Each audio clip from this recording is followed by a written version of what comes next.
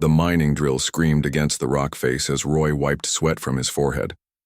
3 years working in the deep tunnels of Kepler-7 had taught him to ignore the constant ache in his back and the bitter taste of dust that never left his mouth.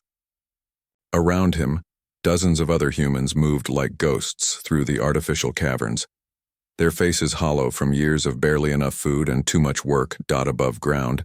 The Valdoran overseers counted their profits while entire species served their empire. For 3,000 years, no force in the galaxy had challenged their rule. Their massive ships moved between star systems like floating cities, each one capable of burning a planet to ash. The reptilian giants stood nearly 10 feet tall, there, scaled skin-proof against most weapons. Their technology so advanced that resistance seemed pointless. Roy remembered his grandfather's stories about Earth before the conquest. Green fields, blue skies, and humans who walked free under their own sun. Now Earth was a factory world, its atmosphere thick with industrial smoke, its people scattered across the galaxy as slave labor. Most humans had forgotten what freedom felt like. They worked, they ate their rations, and they died quietly in the mine's dot. The work alarm echoed through the tunnels, signaling the end of another 16-hour shift. Roy gathered his tools slowly, his muscles protesting every movement. The younger workers rushed toward the lifts, eager to reach their dormitories and collapse onto their thin mattresses. Roy took his time. He had learned that moving too quickly drew attention from the guards, and attention meant punishment. Tom caught up with him near the main shaft. The older man had been working these mines since before Roy arrived, and his weathered hands showed the cost of decades underground. "Heard something interesting today," Tom whispered, glancing around to make sure no Valdoran guards were listening. The supply transport from Sector 9 was 3 days late. Roy kept walking, showing no reaction. Supply delays meant nothing. Ships broke down, crews made mistakes, and the vast machinery of the Empire sometimes stuttered. But Tom's tone suggested something more significant. "Not just late," Tom continued. "Missing, along with 2 patrol ships sent to look for it." Now Roy paused. Missing ships were unusual. The Valdorans never lost contact with their vessels, and their patrol craft were built to handle any threat the galaxy could offer. Their shields could withstand plasma bombardment, and their weapons could crack a moon in half. What could make 3 Valdoran ships simply disappear? The lift carried them up through layers of rock toward the surface levels where the human quarters were located. Roy watched the stone walls pass by and thought about the implications. If Valdoran ships were vanishing, something was hunting them. Something powerful enough to challenge the masters of the galaxy dot, but that was impossible. Every species that had tried to resist the Valdorans was now extinct or enslaved. The humans had fought for 7 years before their final defeat, using every weapon and strategy they could devise. Their most advanced warships had been swept aside like toys. Whatever remained of human military technology was scrap metal floating in dead space. The dormitory level bustled with tired workers returning from their shifts. Roy made his way to his small room, barely large enough for a bed and a storage locker. He sat on the thin mattress and pulled out a small device hidden beneath the floor panels. The communication unit was ancient human technology, salvaged from the ruins of a crashed transport and rebuilt with scavenged parts. It could barely reach beyond the planet's atmosphere, but it connected him to other resistance cells scattered across the system. Static filled his earpiece as he tuned through the frequencies. Most channels carried only the usual Valdoran propaganda broadcasts, endless reports about the Empire's glory and the benefits of cooperation with their rule. Roy had heard these messages so often he could recite them from memory. Submit to the Empire. Accept your place. Resistance brings only suffering. Then he found something different. A coded transmission on an emergency frequency that few humans still monitored. The message was fragmentary, broken by interference and distance, but the words made his heart race. Unknown vessel engaged Valdoran forces in the outer territories. Multiple enemy ships destroyed. Attackers withdrew without contact. Repeat. Unknown vessel destroyed Valdoran warships and escaped.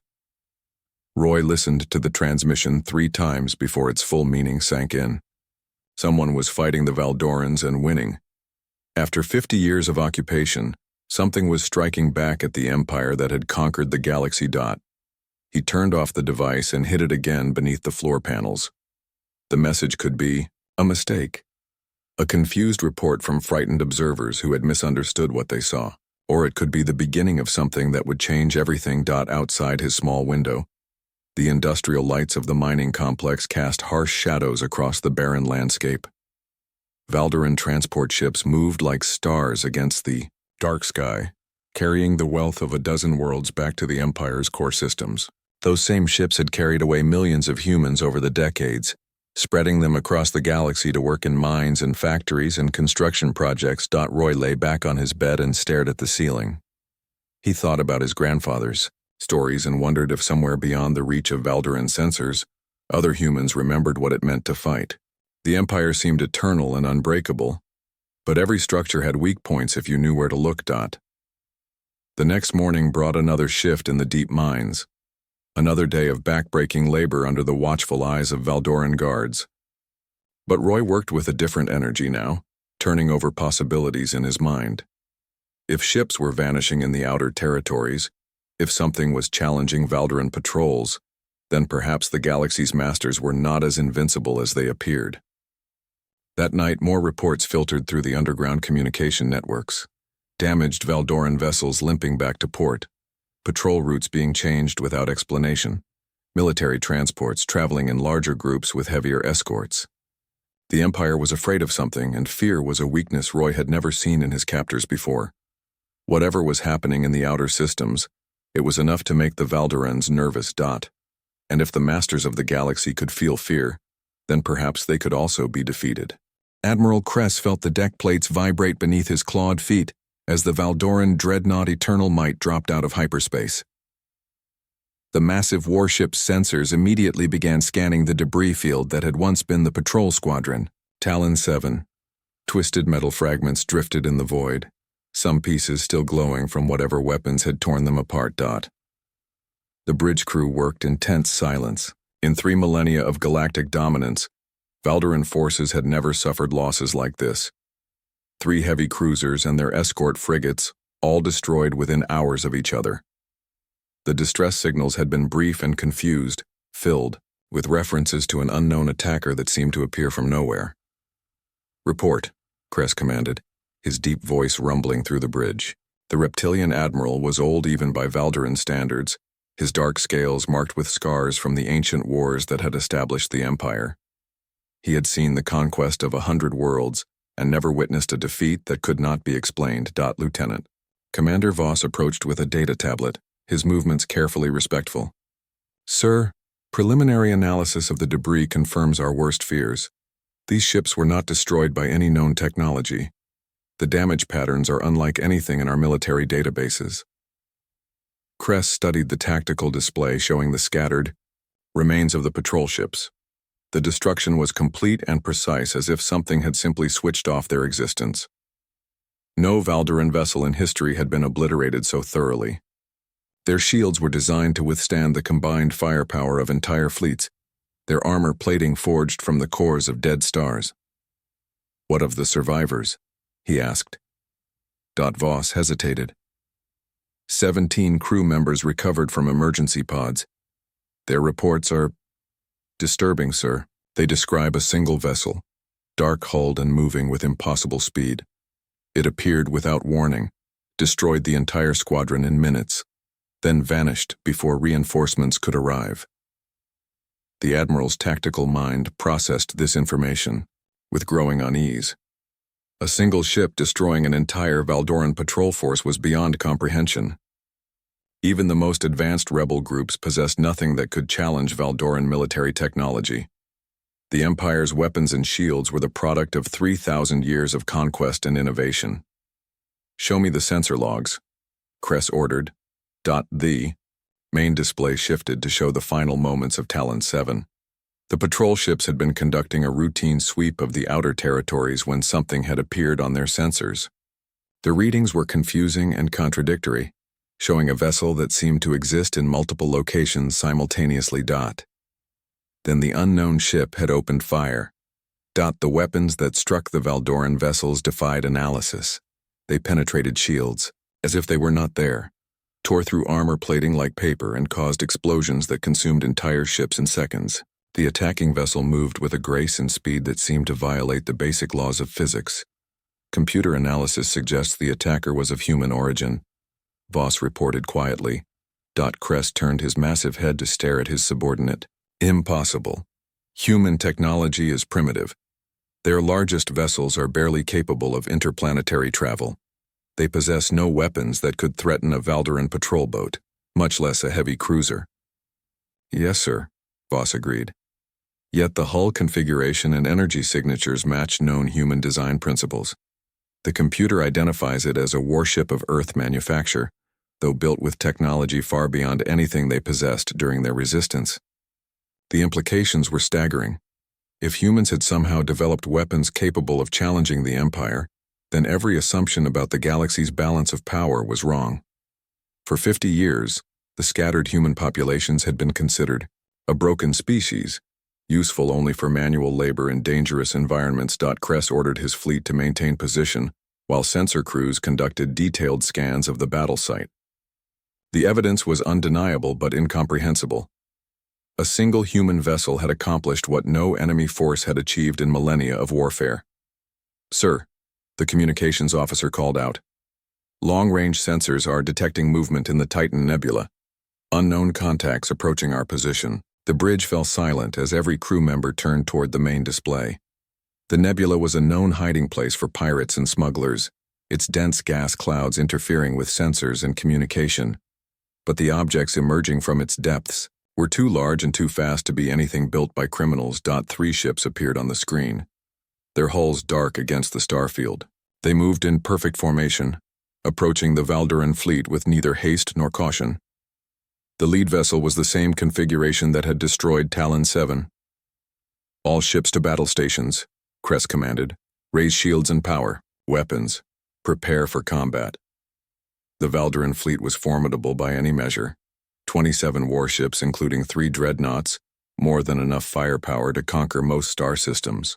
Their crews were veteran warriors with centuries of experience, their weapons the finest the galaxy had ever produced. None of it mattered. The human ships opened fire at extreme range, their weapons reaching across space with deadly accuracy. Valdoran shields flared and failed under the assault, their supposedly impenetrable barriers collapsing like soap bubbles. The first dreadnought, Eternal Glory, exploded in a brilliant flash that lit up the void for millions of kilometers. Cress felt his own ship shudder as enemy fire found its mark. Systems failed throughout the vessel as strange energies tore through the hull. The artificial gravity fluctuated, throwing crew members to the deck as emergency lighting bathed the bridge in red. Return fire, he roared, but his weapons officers were already working frantically at their consoles. The Valdoran response was swift and overwhelming. Enough destructive power to sterilize a continent. Plasma cannons and particle beams reached out toward the human vessels in a display that had broken the will of countless worlds. The enemy ships simply were not there anymore. They reappeared behind the Valdoran formation, their weapons carving through armor and shields with contemptuous ease. Another dreadnought died in a cascade of explosions, its crew of 3,000 vaporized in an instant. They are toying with us, Cress realized with growing horror. The human ships could have destroyed his entire fleet in the opening moments of battle, but they were taking their time, demonstrating their superiority with surgical precision. The battle ended as quickly as it had begun. Half the Valdoran fleet was gone, reduced to glowing debris and expanding gas clouds. The surviving ships hung dead in space, their power systems crippled and their weapons offline. The lead human vessel approached the Eternal Might, close enough that its details became visible on the forward screen. The ship was beautiful in a way that Valdoran technology never achieved, its lines flowing and organic despite being clearly artificial. Strange symbols marked its hull, writing in the human language that few Valdorans bothered to learn, a communication. Signal reached Cress's ship carrying a message in perfect Valdoran. This is Captain Stone of the UES Defiance. You have 30 minutes to evacuate your surviving crew to the escape pods. After that, I will finish what I started here." The transmission ended, leaving the bridge in stunned silence. Kress stared at the human warship and realized that everything the Empire believed about the galaxy was about to change. News traveled fast through the underground networks. Roy hunched over his hidden communicator as reports flooded in from across the galaxy. A Valdoran supply convoy destroyed in the Beta sector. 3 military stations going dark without explanation. Patrol routes abandoned as ships simply refused to venture into contested space. The impossible was happening. Someone was winning against the Valdorans. Tom slipped into Roy's quarters with information gathered from the other resistance cells. His weathered face showed an excitement Roy had never seen before, as if years of despair were finally lifting from his shoulders. "The attacks are coordinated," Tom whispered. "Not random strikes by desperate pirates. This is planned warfare by someone who understands Valdoran tactics better than they understand themselves." Roy studied the coded messages streaming across his device. Each report painted the same picture. A single human warship appearing without warning, devastating enemy forces, then vanishing before reinforcements could arrive.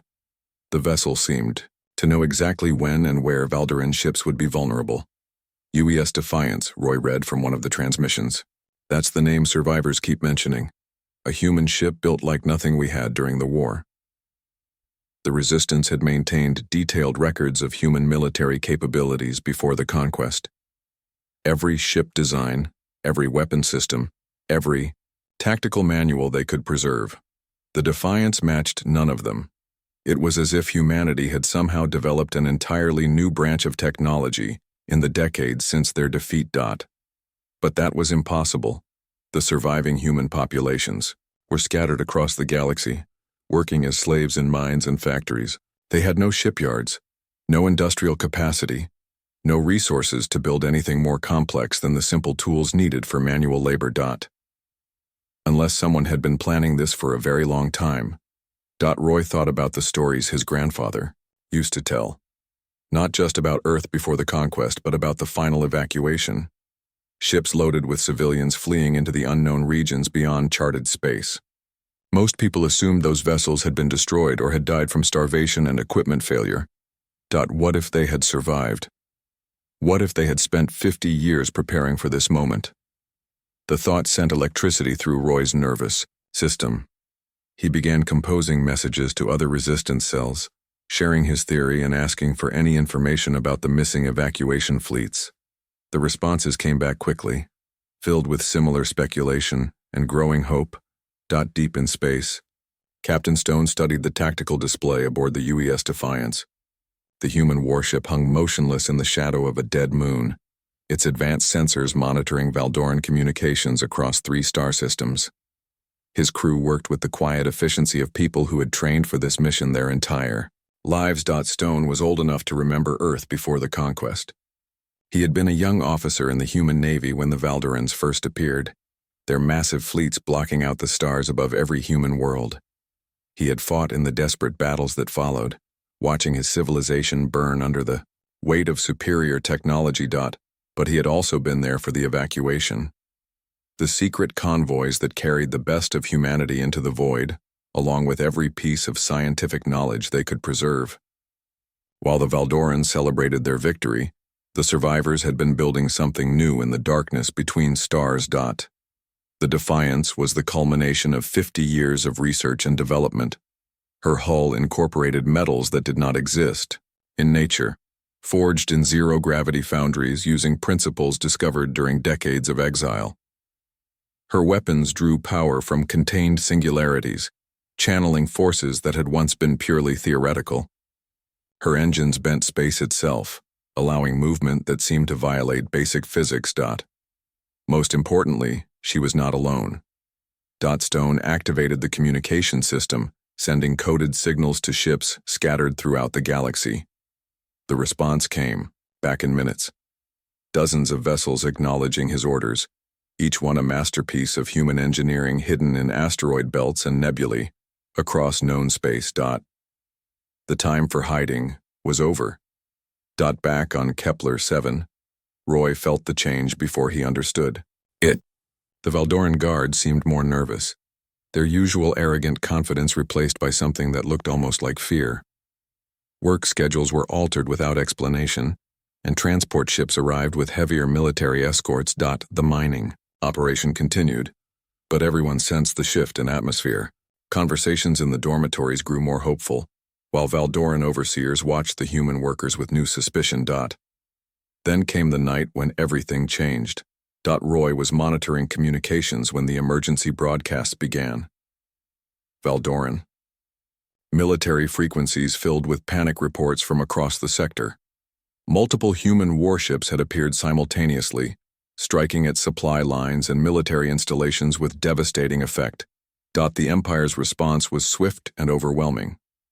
Entire fleets converged on the attack sites, determined to crush this unexpected threat with massive force.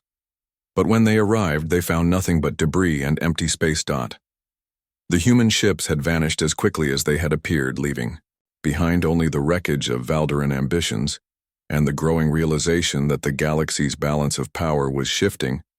Supreme Commander Thrak received the reports in his fortress palace on the imperial capital world.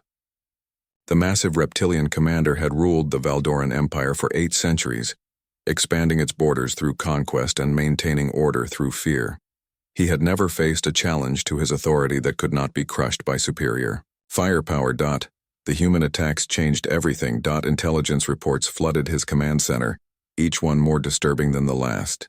The enemy vessels possessed technology that seemed decades ahead of anything in the Valdoran arsenal.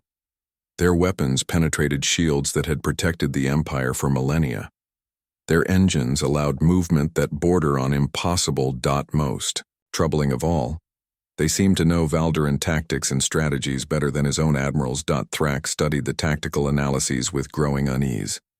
The human attacks followed patterns that suggested intimate knowledge of imperial military doctrine.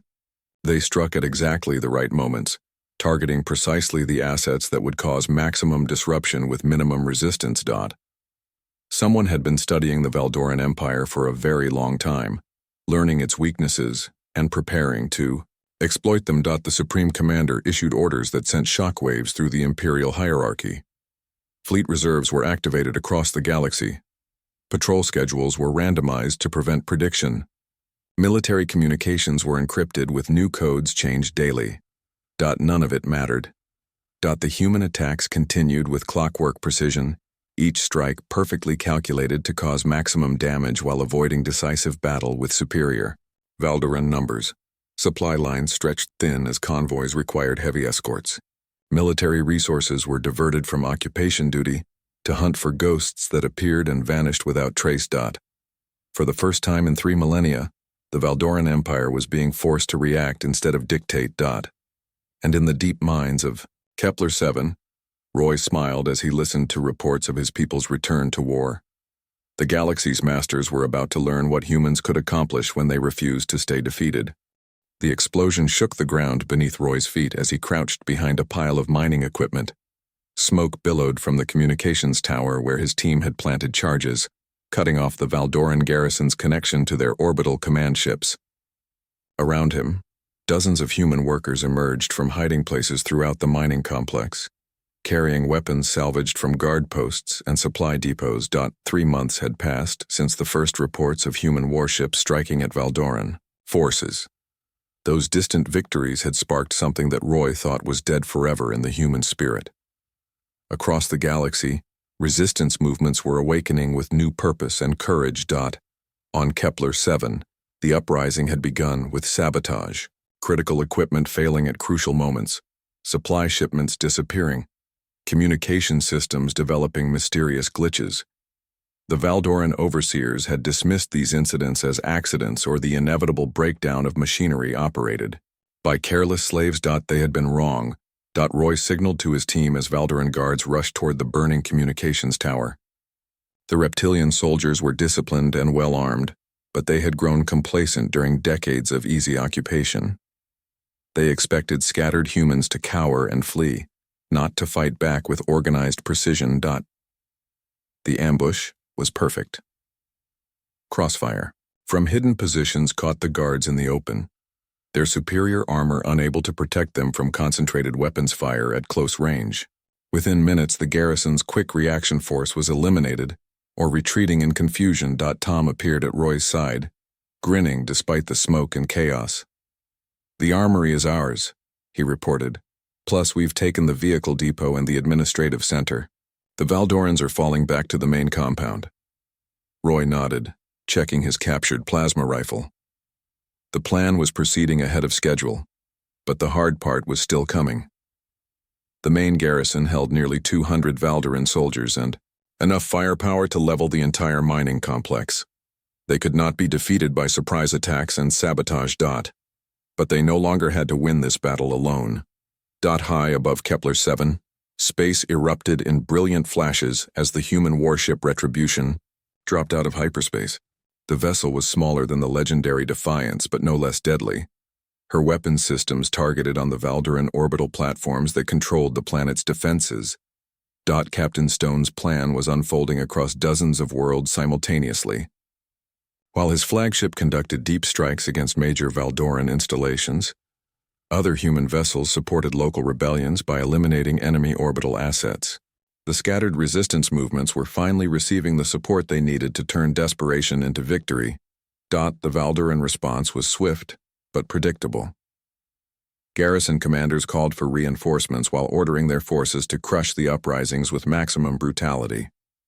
But their communication networks were compromised, their supply lines under constant attack, and their once reliable orbital support vanishing under human weapons fire.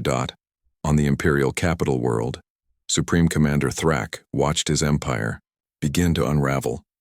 Reports flooded in from across Valdoran space as rebellion spread like wildfire. Species that had been crushed centuries ago were rising again, inspired by human victories and supported by human weapons. The strategic situation was deteriorating faster than his analysts could process. Military assets were scattered across the galaxy, trying to contain uprisings on hundreds of worlds while protecting vital installations from human warship attacks. His forces were spread too thin, reacting to crises instead of maintaining control. Thrak activated his personal communication system, sending a priority signal to Admiral Kress. The scarred veteran had been hunting the human vessels for months, without success, but perhaps it was time to change tactics. "Admiral," Thrak's voice carried across the light years, "forget about chasing these ghost ships. I want you to find where they come from." The response came back after a brief delay. "Sir, our intelligence suggests they are operating from hidden bases in the outer territories, but the region is vast and they seem to move their operations constantly." "Then expand your search beyond charted space," Thrak commanded.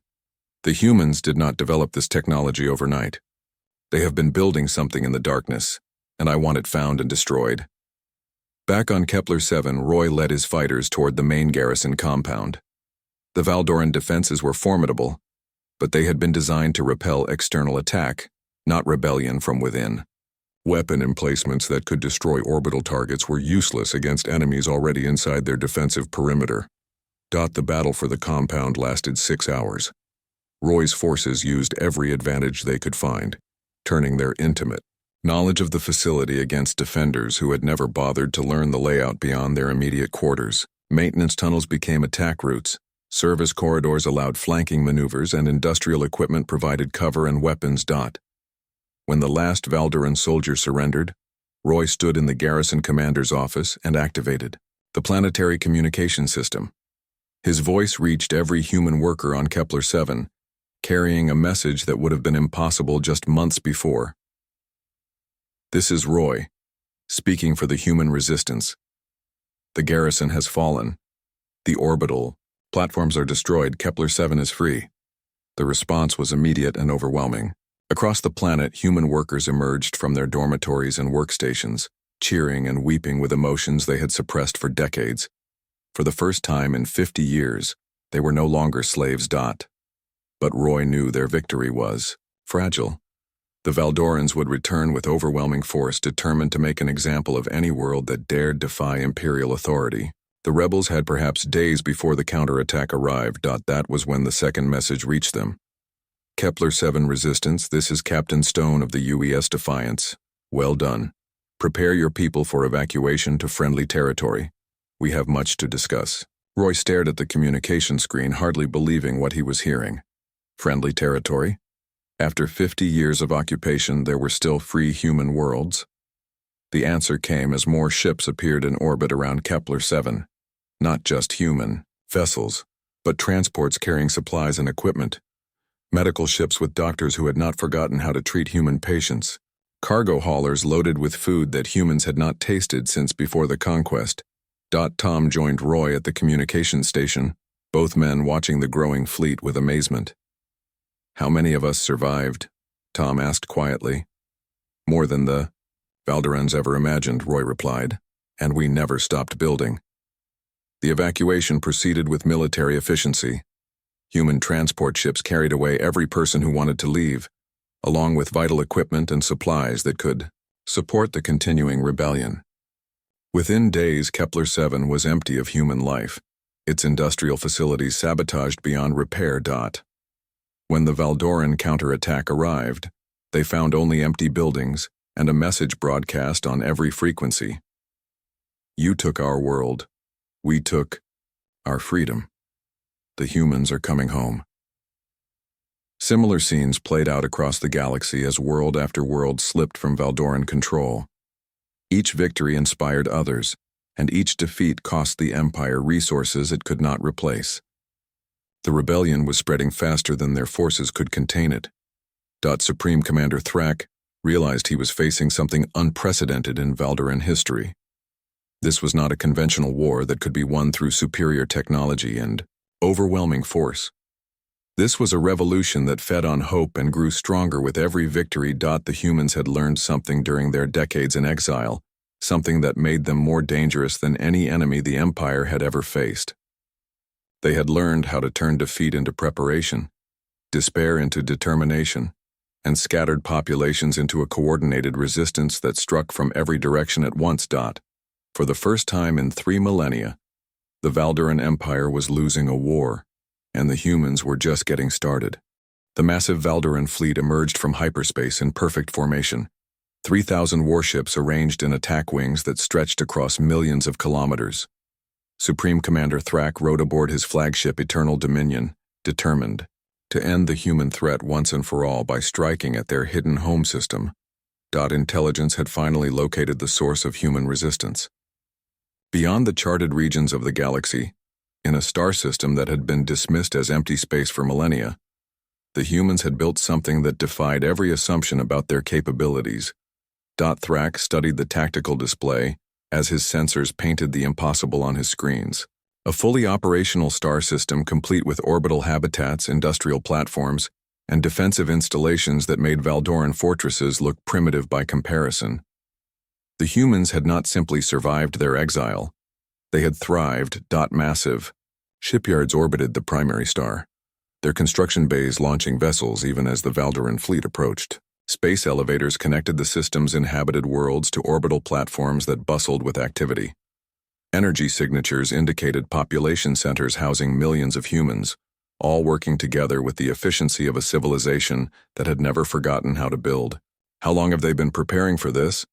Admiral Kress asked from his position at the tactical station. Thrak, clawed hands gripped his command chair as the magnitude of human deception became clear. For 50 years, while the Valdorans celebrated their victory, the survivors had been laying the foundation for this moment. Every captured human sent to slave labor camps had carried information back to the resistance. Every defeated rebel had provided intelligence about Valdoran. Tactics and technology. The Empire had not conquered humanity. It had educated them. "All ships prepare for attack," Thrak commanded. "Target the orbital installations first, then the industrial platforms. I want this system burned clean." But the humans were not waiting passively for destruction. Defense platforms throughout the system came online simultaneously, their weapons charging with power signatures that made Valdoran sensors scream warnings.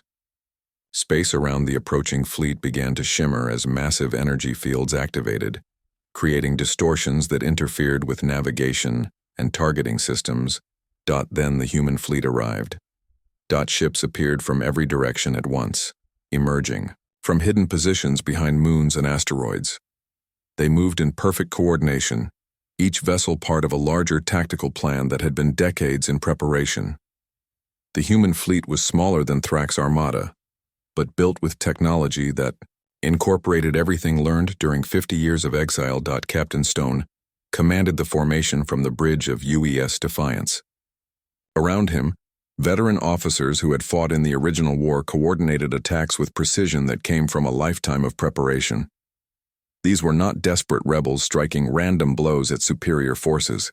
These were professional military personnel fighting for the survival of their species. The battle began with an exchange of fire that lit up the entire star system. Valdoran weapons, refined through 3 millennia of conquest, struck out with devastating power. Human shields absorbed the punishment while their own weapons responded with equal fury.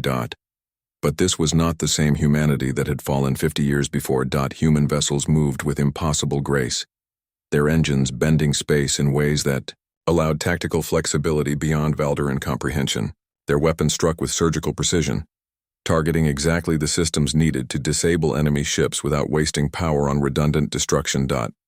Most importantly, they fought with the desperate courage of people defending their last hope of freedom. Roy watched the battle unfold from the bridge of a human cruiser, his resistance experience earning him a place among the fighters who had carried rebellion across the galaxy. The young miner had become a symbol of human determination, proof that the spirit of resistance could survive any oppression. The tactical display showed the flow of battle as human ships carved through Valdoran formations with devastating efficiency.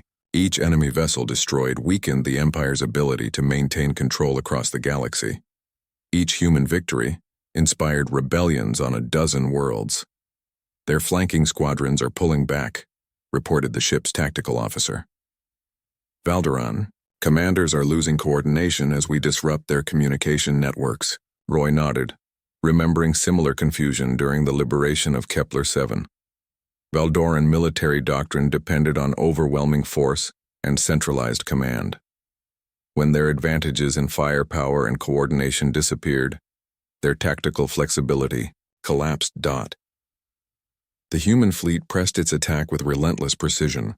Valdoran ships that had terrorized the galaxy for millennia found themselves outmaneuvered and outgunned by vessels they had dismissed as primitive. Advanced Valdoran technology proved useless against human weapons that bypassed shields and armor, through principles their engineers did not understand.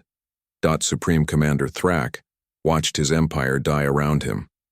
Half his fleet was already destroyed or disabled, their crews evacuating to escape pods as their ships suffered catastrophic damage.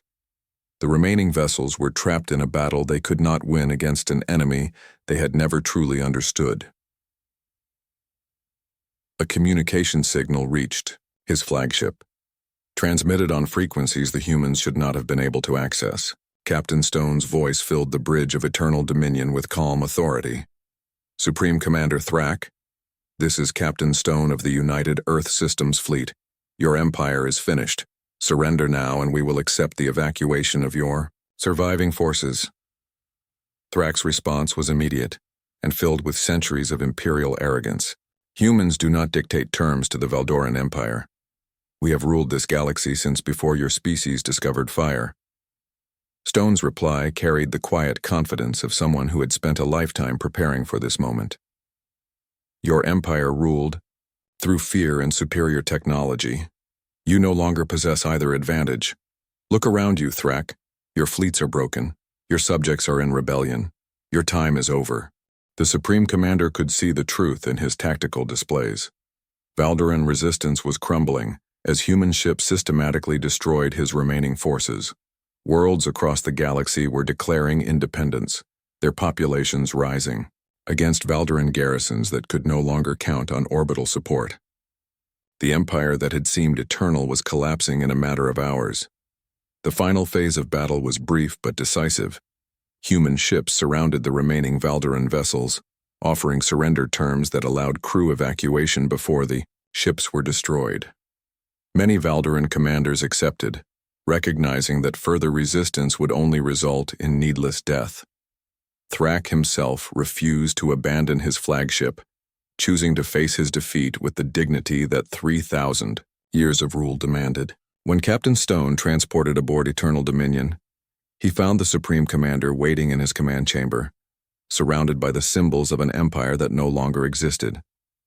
The two leaders faced each other across the bridge, representatives of species that had been locked in conflict for half a century. Thrak towered over the human captain, his reptilian features marked by centuries of warfare and conquest. Stone appeared small by comparison, but his presence filled the room with quiet authority. "You have won," Thrak acknowledged, his voice carrying the weight of imperial defeat. "But victory in battle does not guarantee successful rule. The galaxy is vast, and there are forces beyond your comprehension waiting in the darkness between stars." Stone nodded slowly, showing the respect that one professional warrior owed to another. "We did not fight this war to become conquerors. We fought to be free. The galaxy can choose its own path now that your empire no longer dictates terms to every living being." The human captain turned toward the viewing ports where his fleet maintained formation around the defeated Valdoran vessels. Beyond them, the human home system continued its work, building the foundation for a future that would be decided by cooperation rather than domination. "Your people showed us something we had forgotten," Stone continued. "That survival requires more than just military strength. It requires the will to endure any hardship, learn from every defeat, and never accept that freedom is impossible." Thrak studied the human officer with new understanding. During 50 years of occupation, the Valdorans had seen their captives as broken spirits useful only for manual labor. They had never recognized that apparent defeat could become the foundation for ultimate victory. "What happens to my people now?" Thrak asked. Stone's answer reflected the careful planning that had guided human strategy throughout the war. "Those who choose to live in peace will be welcomed. Those who cannot accept the end of empire will be relocated to worlds where they can build new lives without threatening others. The age of conquest is over, but the age of cooperation has just begun." Across the galaxy, news of Valdoran defeat spread faster than their fastest ships had ever traveled. World after world celebrated liberation as occupying forces either surrendered or fled toward the unknown regions beyond charted space. Species that had been enslaved for centuries began the long process of rebuilding their civilizations. Roy found himself appointed as human representative to the emerging Galactic Council, his experience in the Resistance making him a natural choice for diplomatic leadership. The former miner now worked with delegates from dozens of species, building frameworks for cooperation that would prevent any single power from dominating the galaxy again. The transition was not always smooth. Some Valdoran commanders attempted to maintain control over isolated systems, forcing human fleets to conduct liberation campaigns that sometimes lasted months.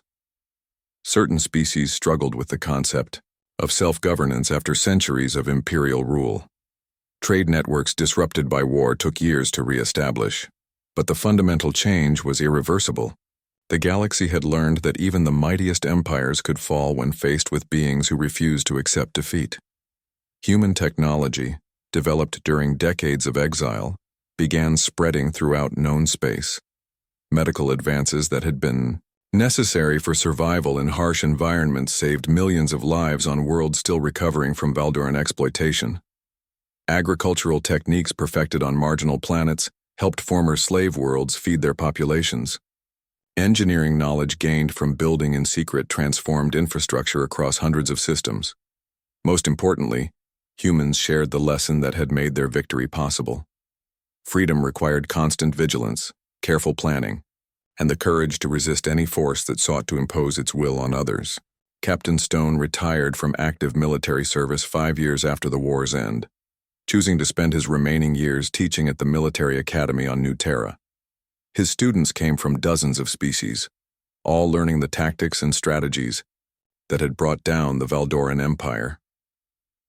On quiet evenings, he would walk through the memorial gardens where the names of every human lost during the occupation were carved in stone. The memorial was not a monument to victory, but a reminder of the price paid for freedom and the responsibility that came with protecting it. The galaxy was vast, and Stone knew that new threats would eventually emerge from the darkness between stars. But humanity had proven something that would never be forgotten. No matter how powerful an empire became, No matter how advanced their technology or overwhelming their military might, they could still be defeated by people who refused to surrender their hope. The age of Valderan domination was over. The age of human determination had transformed the galaxy forever. In the deep space between star systems, automated beacons transmitted a message that reached every corner of known space. The words were simple but carried meaning that resonated across species and cultures. The humans have returned. Freedom lives among the stars. And in the quiet moments between battles, when the galaxy paused to remember what it had learned, even former enemies had to admit that the universe was better for having humans in it.